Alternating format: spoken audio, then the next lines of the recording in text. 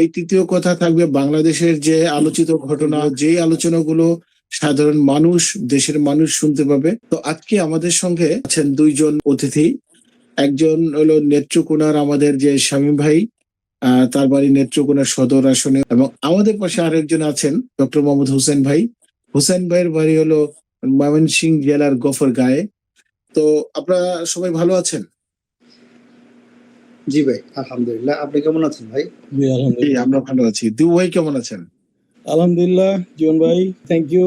আজকে আপনার সাথে পরিচিত হয়ে করতে পেরেছি। আমাদের নেত্রকোনার অত্যন্ত প্রিয় মানুষ, প্রিয় ভাই, উনিও আছেন। যাক, ভালো লাগলো, একই অঞ্চলের মানুষ আমরা। ধন্যবাদ শামীম ভাইকে। আলহামদুলিল্লাহ। আমরা প্রথমেই আমরা যাব শামীম ভাইয়ের কাছে। শামীম ভাই, আপনার 2024 যে 5ই আগস্ট পরবর্তী আপনাদের নেত্রকোনা কেমন হয়েছে? ধন্যবাদ। তৃতীয় কথার প্রিয় বড় ভাই জীবন ভাই সহ আলোচক হিসেবে আছেন ডক্টর মোহাম্মদ হোসেন ভাই। আপনাদেরকে আমার আন্তরিক অভিনন্দন এবং শুভেচ্ছা।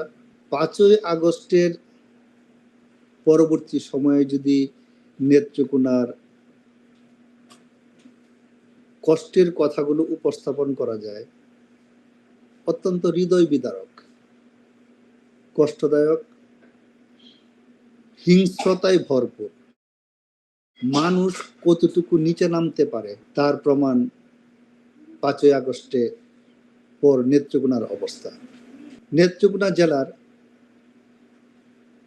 এমন কোনো ইউনিয়ন নাই যে ইউনিয়নে আওয়ামী লীগের নেতৃবৃন্দের বাড়ি ভাঙচুর করা হয় নাই, লুটপাট করা হয় নাই। নেত্রকোনা জেলা আওয়ামী লীগের সহসভাপতি, পৌরসভার সাবেক মেয়র, জেলা পরিষদের প্রশাসক এবং জেলা পরিষদের চেয়ারম্যান বাবু প্রশান্ত কুমার রায়ের বাড়ি ভাঙচুর করা হয়েছে, লুটপাট করা হয়েছে।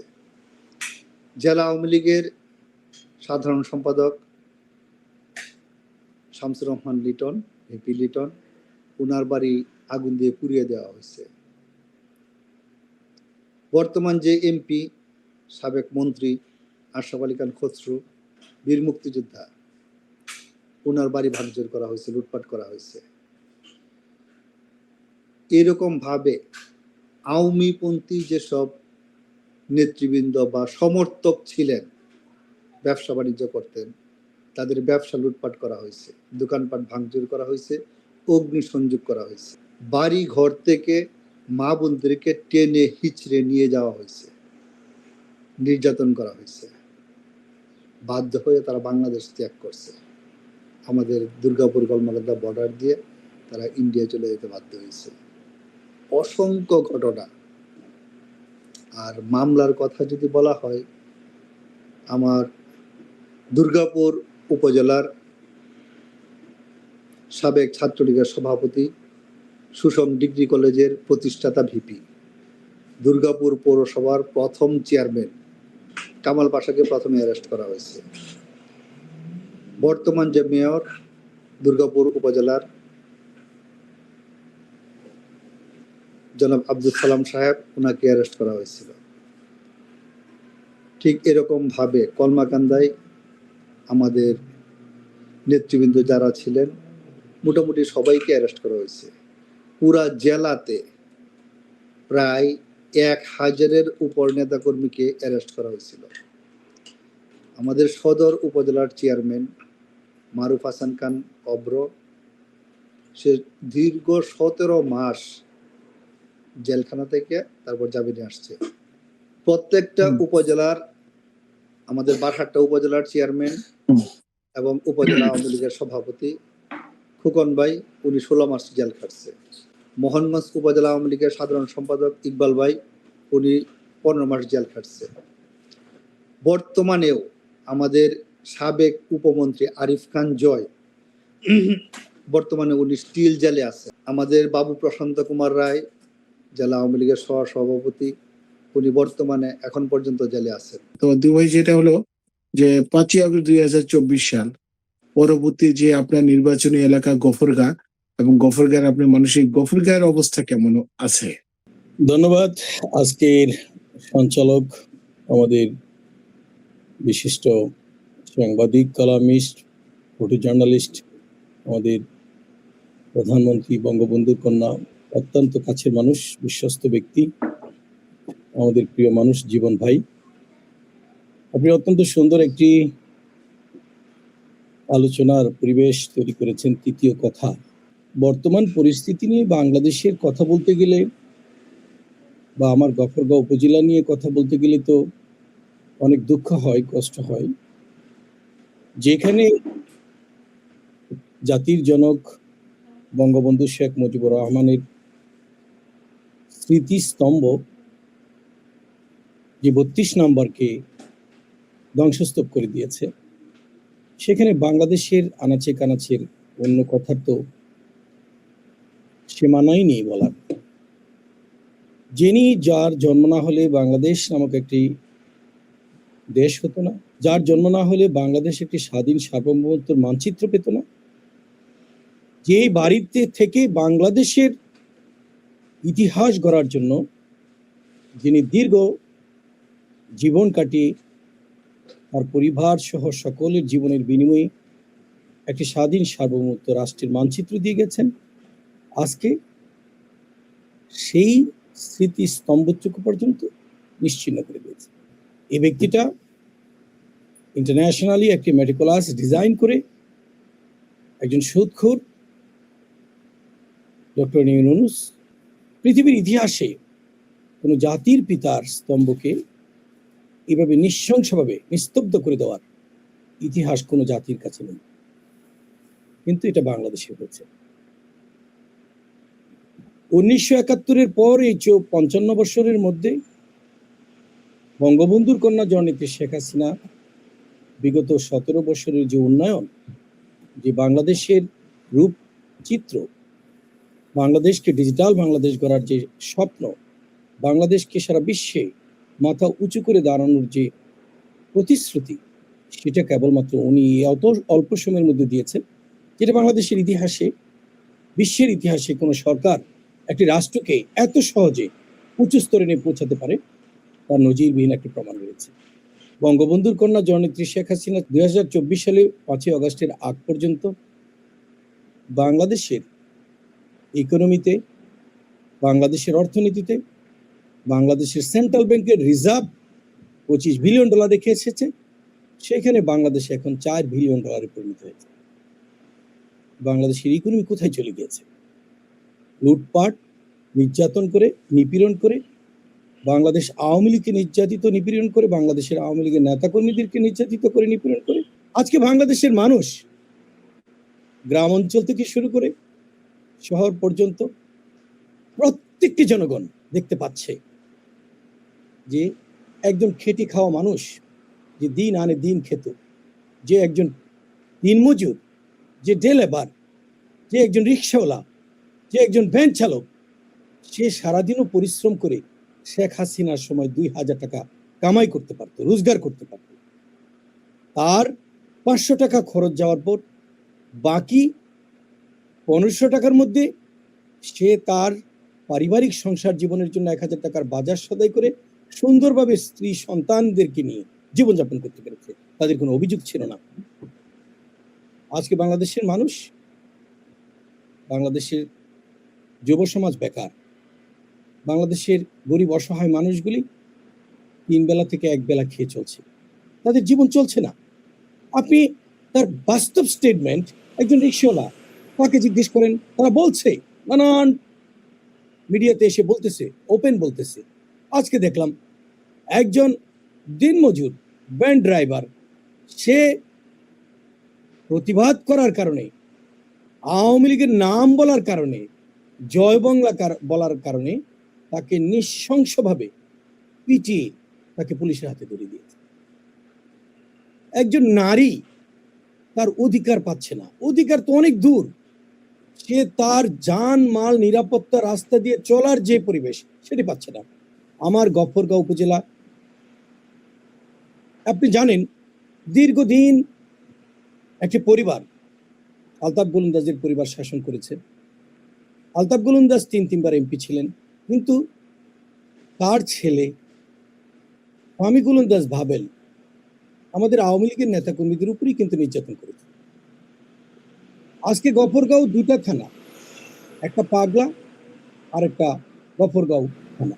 ক্যাপ্টেন গিয়াসউদ্দিন সাহেব 2009 সালে যখন এমপি হয়েছেন, তখন ক্যাপ্টেন গিয়াসউদ্দিন সাহেব একটি থানা রূপান্তর করে দিয়ে গেছেন। সেই থানাটার নাম দিয়েছিলেন পাগলা থানা। সেই থানাটাকে বঙ্গবন্ধুর কন্যা জননেত্রী শেখ হাসিনা নিজে 2010 সালে করেছেন। সারা বাংলাদেশে অনেক থানাকে উপজেলা করেছেন। কিছু সংখ্যক এমপির কারণে আমাদেরও দুর্নাম হয়েছে, অথচ ওই থানাটাকে সে কিন্তু উপজেলা করতে চাইলে খুব সহজে করতে পারত। দক্ষিণ অঞ্চলের মানুষের ভাগ্য নির্ধারণ হতো, কিন্তু সে সেটা করে নাই। ফাহমি গোলন্দাজ ভাবেল আওয়ামী লীগের নেতাকর্মীদের উপরই তৎকালীন সময় কিছু নির্যাতন নিপীড়ন করেছে। সে তার আমলে বিএনপি জামাতকে নিরাপত্তা দিয়েছে, বিএনপি জামাতের লোকজনকে সে আশ্রয় প্রশ্রয় দিয়েছে। কিন্তু আজকে আওয়ামী লীগের নেতাকর্মীদেরকে ওখানে যে পরিমাণ নির্যাতন নিপীড়ন করা হচ্ছে, 181টি বাড়িঘর একদিনে পুড়ে লুটপাট করে ধ্বংস করে দিয়েছে। আমার বাড়ির একটি টিউবওয়েলের যে গাড়া থাকে, সেই টিউবওয়েলটা পর্যন্ত নেই, পাম্প তো অনেক দূরের কথা আগিয়ে নিয়ে গেছে, একটা ঘরের যে ফ্যান তা পর্যন্ত খুলে নিয়ে চলে গেছে, টাইলস উঠিয়ে নিয়ে চলে গেছে। আজকে যারা আওয়ামী লীগের উপর অন্যায় করছেন, তো সেই মানুষগুলো কি এতদিন আপনাদের নেতাদের সঙ্গে ছিলেন? হ্যাঁ, আমার অঞ্চলের কথা বলছি, আমার অঞ্চলের কথা আমি বলছি, অন্য জায়গা না। আলতাফ গোলন্দাজের যে সুনাম ছিল, আলতাফ গোলন্দাজ কিন্তু একজন বর্ষিয়ান নেতা ছিলেন। আমি সম্মান করি, রেসপেক্ট করি প্রয়াত নেতা, উনি আল্লাহ পাক ওনাকে জান্নাত নসিব করুন।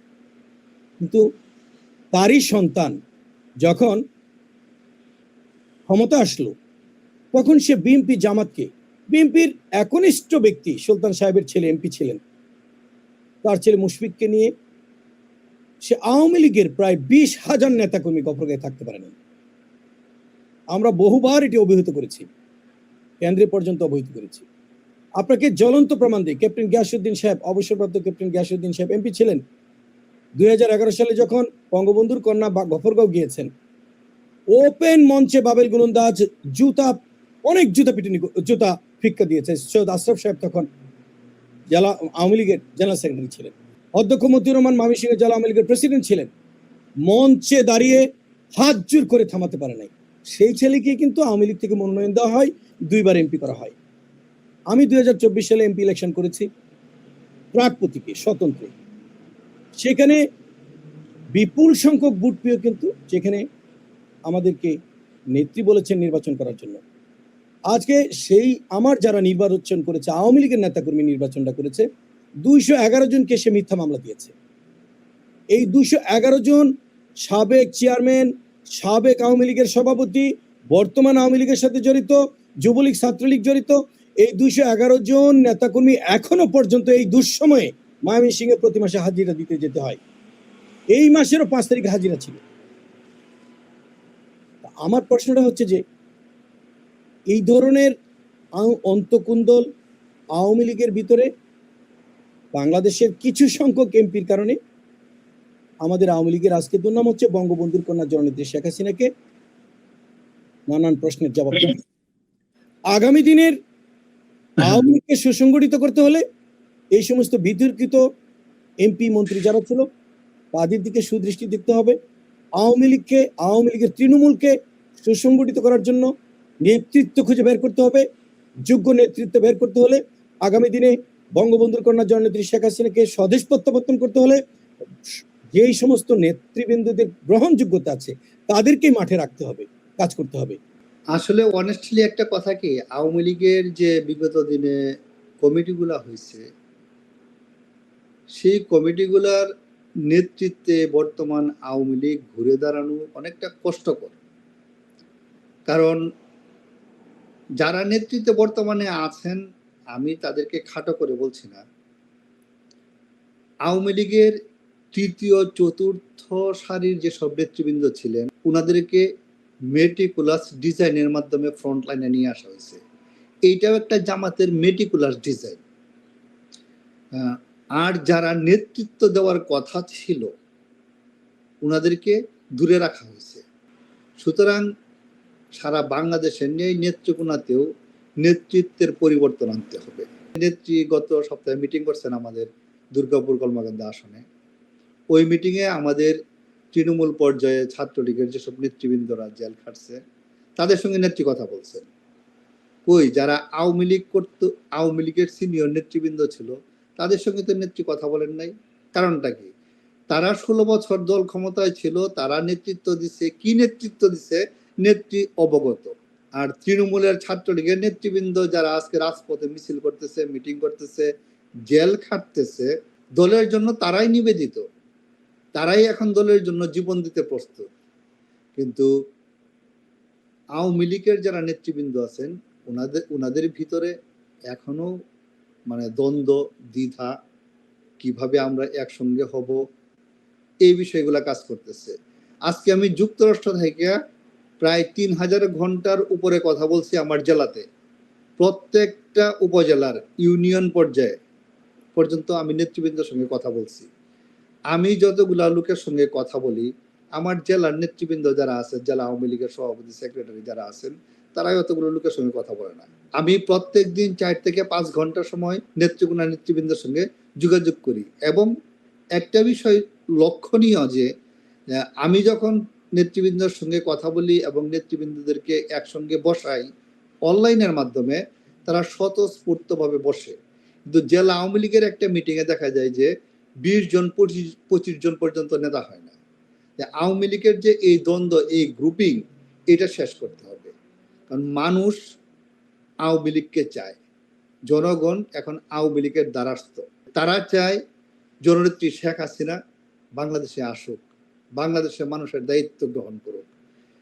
আওয়ামী লীগ যদি রাষ্ট্রীয় ক্ষমতায় থাকে তাহলে দেশের মানুষ ভালো থাকে, দেশের মানুষ নিরাপদে থাকে, সার্বভৌমত্ব অক্ষুণ্ণ থাকে। বাংলার মানুষ এগুলো এখন বুঝতে পারছে। এবং এই জেনারেশন যাদেরকে আমরা জেনজি জেনারেশন বলি, তারাও এখন উপলব্ধি করতে পারছে যে বিগত সরকার কেমন ছিল আর বর্তমান বা ইউনূস সরকার তারা কেমন ছিল। তারা তো শিক্ষিত মানুষ, তাদের হাতের মধ্যে পৃথিবী, সুতরাং তারা কম্পেয়ার করতে পারে। বাংলাদেশ যেভাবে সামনের দিকে যাচ্ছিল সেটাকে আবার পিছনে টেনে নিয়ে যাওয়া হচ্ছে। টেক ব্যাক বাংলাদেশ, সেই স্লোগানের আজকে তাৎপর্য বাংলার মানুষ দেখতে পাচ্ছে। আওয়ামী লীগ যদি নেত্রকোনায় সুসংগঠিত অবস্থায় মাঠে নামে, তাহলে আমি ইনশাআল্লাহ আল্লাহর মধ্যে একটা কথা স্পষ্টভাবে বলতে চাই যে নেত্রকোনার মাটি গোপালগঞ্জের পরেই, নেত্রকোনার মাটি জননেত্রী শেখ হাসিনার ঘাঁটি, নেত্রকোনার মাটি প্রত্যেকটা ঘরে ঘরে বঙ্গবন্ধুর আদর্শের সৈনিক আজকে নেত্রকোনায় অবস্থান করছে। আজকে যদি জননেত্রী শেখ হাসিনা ডাক দেন নেত্রকোনাকে যে হে আমার নেত্রকোনা, তোমরা গোপালগঞ্জের মতন হয়ে যাও, তোমরা আবার আওয়ামী লীগকে সুসংগঠিত করে নেত্রকোনায় আওয়ামী লীগকে পুনঃপ্রতিষ্ঠিত করো, আওয়ামী লীগ স্বমহিমায় ফিরে আসবে। আমি যদি নাম মেনশন করে বলি তাহলে নেত্রকোনা জেলায় আজকে বাবু প্রশান্ত কুমার রায়, নূর খান মিটু, মারুফ হাসান খান অব্র, গাজী মুজাম্মেল হোসেন টুকু, শামসুর রহমান লিটন, মুজিবুল আলম হীরা, মনোয়ার জাহান সুজন, জিল্লুর রহমান খান নুমান, মারুফ শুভ্র, তারপর মাসুদ পারভেজ খান সহ আমাদের সদরের আরো অনেক নেতৃবৃন্দ আছেন। সবাই যদি একত্রিত হয়, পুরা জেলা আজকে একত্রিত। আমরা এবার দিউ ভাইয়ের কাছে আসবো। দিউ ভাই, আপনি গফরগাঁওয়ের যে আপনার নির্বাচনী এলাকা এবং গফরগাঁওয়ের যে মানুষ তারা কেমন আছে আসলে এই সময়ে? বৃহত্তর ময়মনসিংহ এমন একটি অঞ্চল, বিশেষ করে আমরা ময়মনসিংহ, কিশোরগঞ্জ, নেত্রকোনা, জামালপুর, শেরপুর সহ বৃহত্তর ময়মনসিংহকে যদি আমরা বলি, ময়মনসিংহ হচ্ছে আওয়ামী লীগের ঘাঁটি। নিঃসন্দেহে এক কথাই চলে। ময়মনসিংহ আওয়ামী লীগের বৃহত্তর ময়মনসিংহ আওয়ামী লীগের ঘাঁটি। আপনি 2001 সালের নির্বাচনে দেখেন, 91 নির্বাচনে দেখেন, 2008 নির্বাচনে দেখেন, প্রত্যেকটি নির্বাচনে আওয়ামী লীগকে ময়মনসিংহের মানুষ বিপুল পরিমাণে বঙ্গবন্ধুর কন্যা জননেত্রী শেখ হাসিনাকে পছন্দ করে ভোট দিয়েছেন। উনি যাকেই নমিনেশন দিয়েছেন, যাকেই উনি মনোনীত করেছেন, ওনাকে দেখেন নাই, দেখেছেন নৌকাকে, শেখ হাসিনাকে। কিন্তু আমার গফরগাঁয়ের কথাটা আগে সাবেক এমপি আলতাফ গোলন্দাজ, উনি নেতাকর্মীদেরকে মূল্যায়ন করতেন, নেতাকর্মীদেরকে যত্ন সহকারে দেখতেন, ঐক্যবদ্ধতা রাখতেন। অধ্যক্ষ মতিউর রহমান ময়মনসিংহ জেলা আওয়ামী লীগের দীর্ঘদিনের সভাপতি ছিলেন, একজন সিংহ পুরুষ। আওয়ামী লীগের রাজনীতিকে উনি লালন করতেন, ধারণ করতেন। সাবেক ধর্ম বিষয়ক মন্ত্রী ছিলেন। একটা সারা ময়মনসিংহ জেলার এই 13টা 14টা থানাকে একটা ইউনিটি করে রেখেছেন। বঙ্গবন্ধুর কন্যা জননেত্রী শেখ হাসিনা গফরগাঁওকে একটা নতুন থানা দিয়েছেন। 15টা ইউনিয়ন আমার 15টা ইউনিয়নের মধ্যে সাবেক থানা গফরগাঁও 7টা ইউনিয়ন, নতুন থানা হচ্ছে 8টা ইউনিয়ন। আমি দক্ষিণ অঞ্চলের মানুষ, দক্ষিণ অঞ্চলে ওই থানাটাকে নাম দেওয়া হচ্ছে পাগলা থানা। 10 সালে এই থানাটা প্রতিষ্ঠিত হওয়ার পর উনি নিজে করেছেন, সারা খাতুন স্বরাষ্ট্রমন্ত্রী ছিলেন, উদ্বোধন করে আসছেন, নেত্রী ডিজিটালি উদ্বোধন করেছেন। এখানে কিন্তু উপজেলা তারপরে অনেক থানা হয়েছে। আজকে দুর্ভাগ্যের বিষয়, আমরা গাছ রোপণ করলাম, পানি দিলাম, সার দিলাম, সবকিছু করলাম, কিন্তু ফল খাওয়ার সময় বিএনপি খাচ্ছে। কারণ কি? নেতৃত্বের জন্য। আজকের 8 তারিখে গ্যাজেট হলো, এই গ্যাজেটে আপনার আমার এই পাগলা থানাকে দক্ষিণ গফরগাঁও উপজেলার নাম দেওয়া হয়েছে, নাম পরিবর্তন করা হয়েছে দক্ষিণ গফরগাঁও নামে। আজকে বুধবার জুলাই 8, 2026 গণপ্রজাতন্ত্রী বাংলাদেশ সরকার মন্ত্রিপরিষদ বিভাগ নিকার 1 শাখা প্রজ্ঞাপন অর্থাৎ গ্যাজেট প্রকাশ করেছে যে পাগলা থানা দক্ষিণ গফরগাঁও উপজেলা নামে উপজেলার অনুমোদন দিয়েছে এই বিএনপি সরকার। এটা কেন হয়েছে? আমরা 54 বছরের শাসনে, 55 বছরের স্বাধীনতার পর থেকে আমরা দক্ষিণের অঞ্চলের মানুষ কিন্তু 65% ভোটার আওয়ামী লীগের। আমাদের ভোট দ্বারা সারা জীবন আলতাফ গোলন্দাজ এমপি হইতেন, অথচ দক্ষিণে অঞ্চলের মানুষ কুপিবাতি জ্বালায় পড়ছে এই বিগত 2010 সাল পর্যন্ত।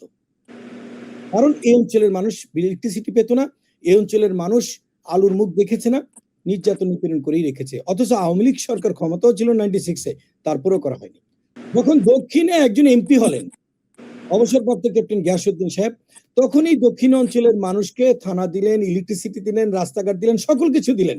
আবার যখন 2014 সালে ইলেকশন হয়ে এমপি পরিবর্তন হলো, আবার আলতাফ গোলন্দাজের ছেলের কাছে গেল, সেম একই নির্যাতন নিপীড়ন, উন্নয়ন সব হয়েছে একদিকে।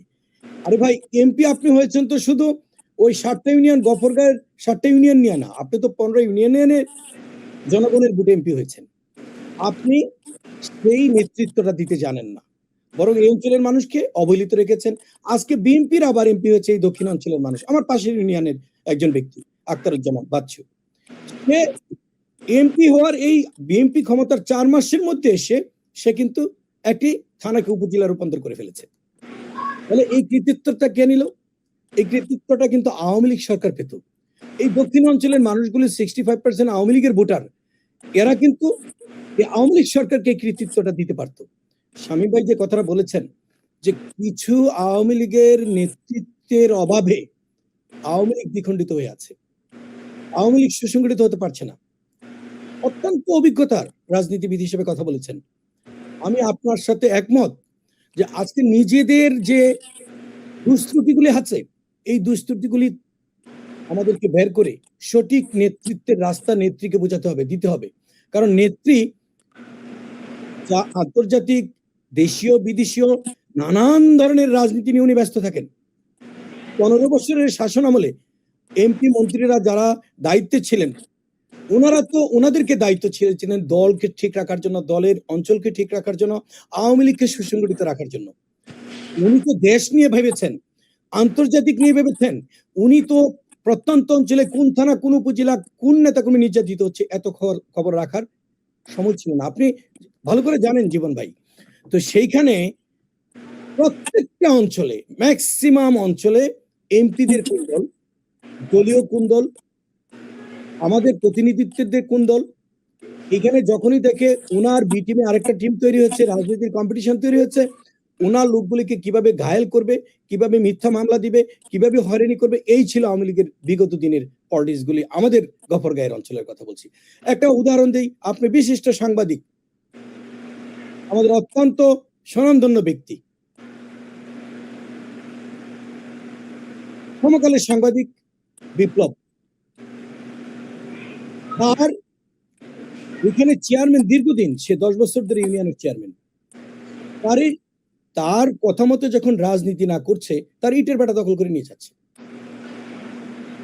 পল্টন জনকণ্ঠের সাংবাদিক, নাম করা সাংবাদিক, জেলা থেকে বিট করে, থানা থেকে বিট করে, তাকে এই আলতাফ গোলন্দাজের ছেলে বাবেল গোলন্দাজ কুকুরের খোয়ারে, কুকুরের খাঁচায় বেঁধে, কুকুরের সাথে বেঁধে তাকে নৃশংসভাবে মার দূর করে, অত্যাচার করে, সারা রাত রেখে সকালবেলা তার বাড়িতে অজ্ঞান অবস্থা পৌঁছায় দেওয়া হয়। আমাদের দলীয় লোক, আমাদের দলীয় লোক, আমাদের দলের লোক, আমি কুট করে বলছি পল্টন নাম। তো এই ধরনের নেতা কর্মীদের, এই ধরনের মানুষকে এইভাবে নিচ্ছে। অথচ জামাত বিএনপির লোকেরা যদি তাকে টাকা দিয়েছে, সেই স্কুল টিচার তৈরি করেছে, একটা গ্রামের দপ্তরি, স্কুলের দপ্তরি নিয়োগের জন্য 5 লক্ষ টাকা নিয়েছে। ভাই, আপনি সত্যি কথা না বললে আগামী দিনে নেতৃত্ব খুঁজে পাবেন না। এই নেতৃত্বগুলোকে বের করে আনতে হলে, সঠিক নেতৃত্ব আনতে হলে ভালো লোকের দরকার, ভালো নেতৃত্বের দরকার। কিন্তু জনগণের যে উন্নয়ন, সারা বাংলাদেশের যে একটা বঙ্গবন্ধুর কন্যার যে উন্নয়নটা ছিল, যে উন্নতি ছিল, সব জায়গায় কিন্তু একত্রে সমভাবে পায় নাই ভাই। এটা কেন পায় নাই?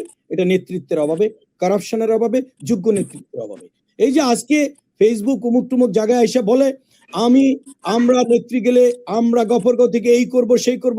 আরে ভাই, তুমি একটা মিছিল করে দেখো না গফরগাঁও। এখন তোমার বাবা 15 বছর এমপি ছিল, তুমি একবার উপজেলা চেয়ারম্যান ছিলা, তুমি 2 বার এমপি ছিলা, তুমি একটা বড় মিছিল করে গফরগাঁও সদরে দেখাও না। 7 জন 8 জন মিছিল করে তুমি গাজীপুরে জঙ্গলের মধ্যে করো, অমুক জায়গায় করো, তুমুক জায়গায় করো। কেন তুমি কেন পালালা? বঙ্গবন্ধুর কন্যা জননেত্রী শেখ হাসিনা পালাই নাই, কারণ তাকে তার নিজস্ব সিকিউরিটির জন্য বাংলাদেশ আর্মি, এসএসএফ, এয়ারফোর্স, ওনার জীবনের নিরাপত্তা সিকিউরিটির জন্য ওনাকে এক স্থান থেকে আরেকটা স্থানে স্থানান্তর করা হয়েছে এয়ারফোর্সের বিমান দিয়ে, রাষ্ট্রীয় প্রটোকলে। আজকে যারা এমপি ছিলেন, আপনারা দেশ ছাড়লেন কেন? আপনারা জেল খাটতেন, তাহলে না দেশপ্রেম থাকতো। বঙ্গবন্ধুর কন্যার সাথে আপনাদের নেতৃত্ব কম্পেয়ার করেন কেন? উনার আলোকিত আপনি, উনি ক্ষমতা আসলে আপনি দেখাবেন কেন? আপনারা এখন দেখান, বিগত 15 বছর যে আপনারা ক্ষমতা ছিলেন, আপনাদের নেতৃত্বের যোগ্যতা এখন দেখান। এখন কত বড় সাহসী সৈনিক, এখন আপনাদের জনপ্রিয়তা কতটুকু, এখন মাঠে থাকেন না।